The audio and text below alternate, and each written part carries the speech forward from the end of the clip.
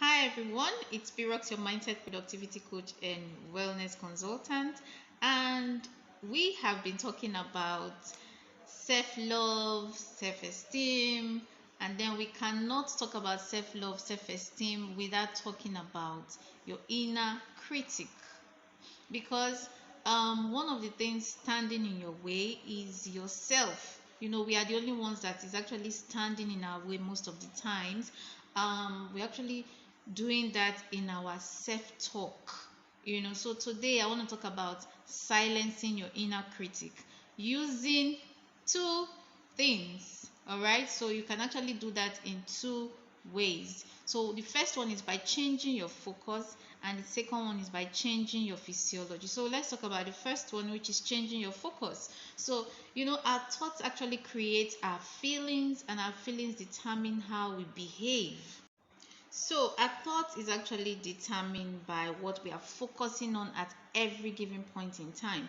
Okay, so if we're focusing on the negative aspect of our lives, it will actually put us in an unresourceful state, and that we actually arouse our inner critic, and then we start talking ourselves down, we start telling ourselves things that are not so true. All right, you could actually tell yourself, for example, that you are good for nothing, you are not good at anything, and then is it really true that you're not good at anything? You see you are good at some things and you are not good at some other things, which is actually okay, but then it's not true to generalize that you're not good at anything. All right, so the way you can actually do that, the first way, is to actually shift your focus by asking yourself quality questions. Is it really true that I'm not good at anything? You can also dig up past references to support your evidence that you are good at some things, and it's only your mind. So you need to also know that you are not your thoughts. So you have to learn to be an observer of your thoughts. All right, and you need to learn to challenge your inner critic by asking those quality questions that we talked about. Then the second way is to change your physiology. And how do you change your physiology? Change the way you move your body, the way you use your body, because that actually determines your emotional state at every given point in time. All right, so if, for example, you were sitting down and maybe your shoulders are like slumped down and your head is down, get up at that particular moment.